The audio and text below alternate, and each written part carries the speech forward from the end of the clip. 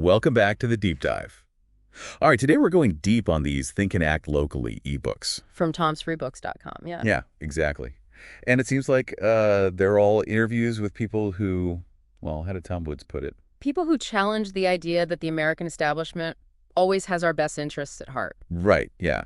And Tom Woods himself is, well, he's kind of a big deal himself, isn't he? Oh, yeah, for sure. He's got, 13 books, including a couple New York Times bestsellers. Yeah. And he won that Hayek Lifetime Achievement Award a while back. Yeah, so these interviews, they're probably not for the faint of heart.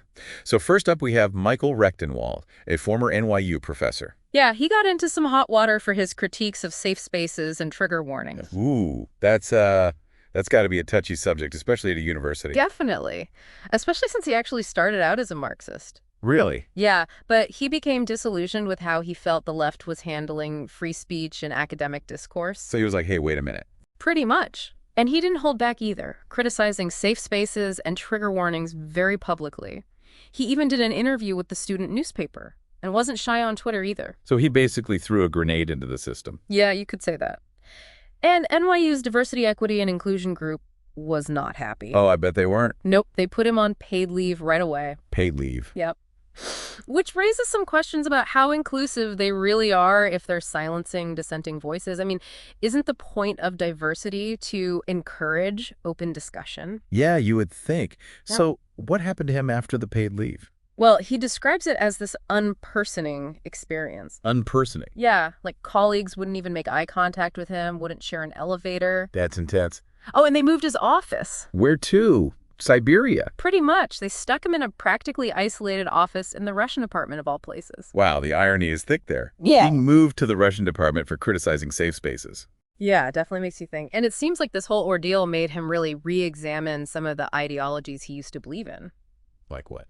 Well, he talks a lot about postmodernism. He sees it as this slippery slope where everyone's individual truth reigns supreme, and that leads to undermining the very idea of an objective truth. Okay, so unpack that a little. What does he mean by everyone having their own individual truth? He's basically saying that postmodernism emphasizes everyone's positionality, meaning their unique experiences shape their perspective. So there's no shared reality, just individual interpretations. So it's like we're all looking at the same picture but seeing something totally different. Exactly. And if that's the case, how can we even have a productive discussion, let alone solve problems together, if everyone is operating from their own subjective truth? It makes finding common ground pretty impossible. Yeah, you'd never agree on even basic facts. You couldn't make decisions as a society. Right. Rechtenwald says that this emphasis on subjective experience leads to fragmentation and makes it basically impossible to make objective statements about anything.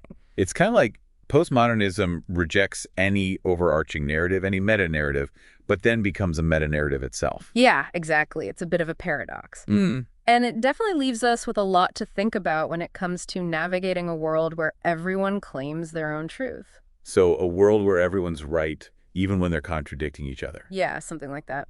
But, Rechtenwald's journey doesn't stop there. He also talks about moving away from Marxism. Interesting. Why? Well, he really grappled with the historical realities of communist regimes. Like, he brings up the Black Book of Communism. Oh, yeah, I've heard of that. Pretty grim stuff. It is. It documents all those atrocities and the millions of deaths under communist rule. Like, think Lenin, Stalin. Not exactly sunshine and rainbow. Yeah, not at all. And he's critical of those who kind of gloss over those historical facts. Some Marxist academics who try to sanitize history by leaving out those less savory bits. So he's saying there's a darker side to the ideology they're promoting. Yeah, he's basically saying, hey, let's not forget about the millions who died under these regimes. But is he saying all Marxist thought is flawed? Maybe not entirely. Like, there's this economist, Hans Hermann Hoppe. Okay, I've heard of him. So he draws on some Marxist ideas, but he argues that it's not necessarily the capitalist class that's the exploiter, but rather the state itself. So he's saying it's about power, not just who owns the means of production. Right, exactly. It's not about private ownership. It's about state power being the root of the problem. So maybe there's more nuance to the whole Marxist thing than it seems at first glance. Definitely. And that's something we have to keep in mind with all these interviews. There are always multiple perspectives to consider. Our job is to kind of unpack them all for you and hopefully, get you thinking. Yeah, give people some food for thought. Okay, well, speaking of challenging established ideas, our next subject, Jordan Peterson, really takes on a hot-button issue. Compelled speech, right? Exactly, especially when it comes to gender pronouns. It all started with his opposition to that Canadian legislation, Bill C-16. Which he saw as potentially criminalizing the use of the wrong pronouns. Like, if you didn't use someone's preferred pronouns, you could face legal consequences. Yeah, that's a pretty slippery slope. And that's Peterson's whole point. He sees this as a step toward authoritarianism. Like, you're violating freedom of expression. You're telling people what they can and cannot say, even if they disagree with the underlying ideology. So he's basically saying, I might not agree with you, but I'll defend your right to say it. Exactly. And it goes beyond just the legal stuff. He also argues that this whole idea of multiple gender identities isn't actually supported by science. Really? Yeah, he points to research that shows the personality differences between men and women. Oh, that's got to be controversial. It is, especially in academia, where the idea of gender as a social construct is pretty dominant. But Peterson says those differences have a strong biological basis. So nature versus nurture. In a way, yeah.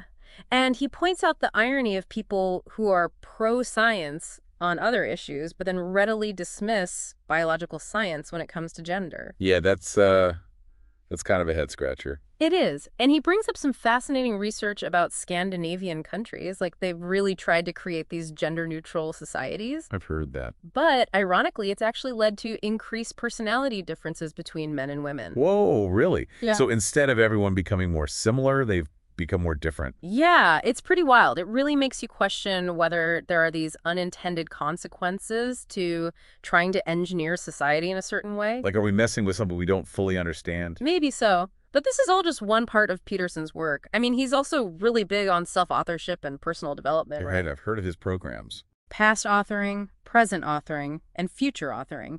They encourage people to take control of their own lives and aim for personal growth. So taking ownership of your past, understanding your present, and shaping your future, it sounds very empowering. And it's grounded in psychological research. Plus, they've shown some really impressive results, like improved university student performance. Wow. Especially, I've heard, for male students and non-Western ethnic minorities. Exactly. And the thing is, these programs, they focus on self-reflection, setting goals, and taking concrete steps towards those goals. It's all about recognizing you have the power to shape your own life. And that really aligns with the whole think and act locally thing. It's about empowering individuals to create change, in their own lives, their communities. Which, in a way, ties back to those safe spaces and trigger warnings. Because like shielding people from discomfort or challenging ideas, you're potentially preventing them from developing that resilience and strength they need to really thrive. it's like we're coming full circle. Yeah, it's all connected. But we've only just scratched the surface of this think and act locally world. There are so many more voices and perspectives to explore. And each one pushing us to, really think for ourselves, challenge our own assumptions, and maybe even discover some new truths along the way. Exactly. And who knows, maybe even inspire some action. So it's all about taking action, even in small ways. Yeah, and speaking of taking action, maybe a little differently, our next deep dive takes us to April Kelly Woisner, a political scientist. Okay, what's she all about? Well, she's got some interesting research that kind of challenges that whole idea of millennials being the tolerant generation. Really? But everyone says millennials the most open-minded generation. Yeah, it's not quite that simple. She makes this distinction between, accepting diverse lifestyles, which millennials are generally good at, and then tolerating different viewpoints. So being okay with people living differently is one thing, but actually respecting their right to have different beliefs. Exactly.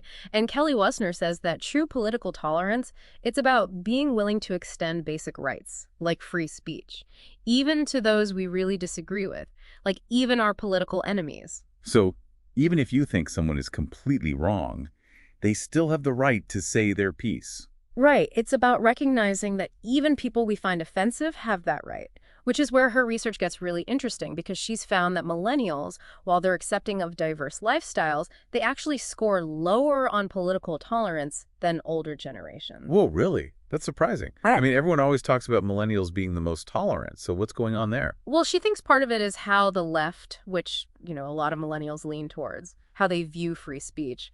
She brings up this concept of intolerance of intolerance. Okay, break that down for me. It's this idea that to promote tolerance, you have to be intolerant of intolerant views. So you end up silencing people deemed intolerant as a way to create a more tolerant society. It's kind of a paradox. Yeah, it's like fighting fire with fire. It doesn't really work.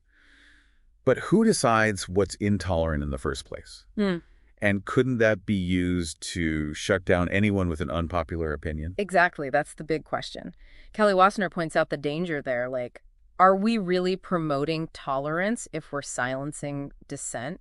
It creates this atmosphere of fear, right? Totally. Like self-censorship. You're afraid to speak your mind because you might be labeled intolerant. And that's not really conducive to open dialogue, which is, kind of essential for a healthy society. So where do we go from there? How do we balance the desire for, social justice and equality with the protection of free speech, even for ideas we find offensive? That's the million-dollar question, right? Yeah. It's a tough one, and it ties back into that individual responsibility thing we were talking about earlier. Okay, how so? Well, if we want to live in a tolerant society, we each have to be willing to engage with different perspectives, even the ones that challenge our beliefs.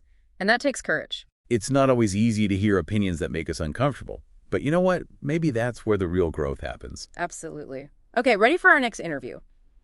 This time, we're diving into feminism with Christina Hoff Sommers. She calls herself a factual feminist. Interesting. So what's a factual feminist? Is that different from a regular feminist? Well, she's definitely got a unique perspective. She's critical of what she sees as the excesses and inaccuracies in modern feminism. Like, she's concerned about how a lot of women's studies departments are pretty ideologically driven. So they're pushing a certain narrative. She thinks so, and that they often present this distorted view of what women actually face in society. So she's not against feminism itself, but she's calling for a more, maybe a more balanced approach, more grounded in reality. Exactly. She really challenges a lot of those commonly held assumptions. Like, for example, she tackles the whole gender pay gap issue. Oh, yeah, that's always a hot topic. For sure. So she's not saying there's no wage gap at all, but she argues that that often cited statistic, the one that just compares average earnings between men and women, it's misleading. Why? What's wrong with that statistic? Well, it doesn't take into account the choices women make, like their education, their career paths, how much they work. So it's not all about discrimination. There are other factors at play. Exactly. She says a lot of the gap can be explained by those choices, and there's research to back that up, like studies that show when you adjust for things like hours worked, years of experience, types of jobs, the gap gets a lot smaller. Okay, that makes sense. So it's more nuanced than just saying women are paid less for the same work. Right. It's about recognizing the complexity of the issue. And there's actually a pretty interesting real-world example of this. Economist Mark Perry looked at the gender pay gap within the Obama White House. No kidding. Yeah. And guess what? They had a gap, too, very similar to that adjusted gap we were just talking about. Even in the Obama White House. Yep. And get this, they attributed it to the same factors Sommers talks about: different job roles, work-life balance choices. So even in an administration that was pushing for pay equity, that gap was still there. Wow, that's pretty telling. It is. And it suggests that, individual choices and societal structures both play a role in shaping these outcomes. It's not just about pointing fingers at discrimination. This is really making me think about the gender pay gap in a new light. It's more complicated than I realized. And that's the beauty of these conversations, right? They push us to look beyond the surface and really grapple with the nuances. But, the pay gap isn't the only thing Sommers takes on. She's also critical of what she calls fainting couch feminism. Fainting couch feminism. Yeah. Okay, I got to hear more about this. Basically, she sees this trend of oversensitivity and victimhood, especially among young women, like on college campuses. So she's saying they're too easily offended, too fragile. In a way, yeah. She argues that it actually promotes fragility instead of strength and resilience, which kind of undermines the whole idea of female empowerment, right? Interesting. And it kind of circles back to those safe spaces and trigger warnings, doesn't it? Exactly. Like, are we really doing young people, especially women, any favors by shielding them from discomfort? Or are we preventing them from developing the skills they need to deal with the real world? That's a good question. It's like we started with Michael Rechtenwald criticizing safe spaces, and now we have Christina Hoff Sommers saying something similar about this culture of oversensitivity. Yeah, and it all ties into that question of how to balance the desire for a just and equitable society with the need to foster individual strength and resilience. It's a tricky balance. But it seems like a really important conversation to be having. Yeah, it's a balancing act for sure. Okay, who's next on our list of think and act locally interviewees? This one might surprise you. It's Anthony Esolen, a literature professor. And he's got some interesting thoughts about diversity. Diversity, Yeah. as in like ethnic diversity and all that. Right. But he argues that this modern obsession with, like, quantifying diversity, it kind of misses the point, especially in education. He's talking about the context of a classical liberal arts education. Okay, so he's not against diversity. But he's questioning how we define it. Like, he says true cultural diversity, you find it in studying the great works of the past, no matter who wrote them. So instead of just reading like contemporary authors from various backgrounds. He's saying dive into those classic works, like, a Spanish epic poem from the 16th century. Don't limit yourself to just modern voices. Expand your horizons, right? Exactly. Esolen thinks that kind of deep engagement with different cultures, over time, it's way more enriching than just checking off boxes on a diversity checklist. So it's about the quality of the engagement, not just the quantity of representation. But didn't he get into some hot water for saying this? Yeah, he did. He was at Providence College, a Catholic school, and he wrote some articles criticizing their approach to diversity. Well, you can imagine it didn't go over well. People called him all sorts of names, I bet. Oh, yeah. Racist, sexist, the whole 9 yards. It's kind of ironic, isn't it? Someone arguing for a deeper understanding of diversity being labeled as intolerant. Yeah, it is. And it highlights that tension we keep coming back to. How do we promote open discussion and intellectual exploration when people are so quick to shut down certain viewpoints? It's like they're afraid of ideas that challenge their own. Maybe so. But, true intellectual growth, it requires us to be open to those challenges, to step outside our comfort zones and grapple with things that make us uncomfortable. It's about humility, right? Admitting we don't have all the answers and being willing to learn from others, even if we disagree with them. Absolutely. And these interviews, they're all about that. Encouraging intellectual curiosity, questioning, exploring, always learning. It's like they're saying, don't just accept what you're told. Think for yourself. Yeah, and that's a pretty powerful message, don't you think? It's about taking ownership of your beliefs, your actions, your life. And, after diving deep into all these Think and Act Locally interviews, I'm kind of struck by this mix of, caution and optimism. How so? Well, caution because it's clear that challenging the status quo, even when you're just trying to get at the truth, it can come at a price. But also optimism, because it's inspiring to see people standing up for what they believe in, engaging in these tough debates, and encouraging all of us to really think critically about the world. And that's what we've tried to do here today, right? We didn't just want to summarize these interviews. We wanted to get you thinking, to challenge you, maybe even make you a little uncomfortable. Because that's where the real growth happens, when we engage with different perspectives, even those that make us squirm a little. Exactly. So what resonated with you? What made you think? What questions are you still wrestling with? Those are the things to hold on to, the things that can spark further exploration and, who knows, maybe even inspire you to take action in your own life. Because ultimately, that's what it's all about. Think and act locally. Start with yourself, your community, and see where it takes you.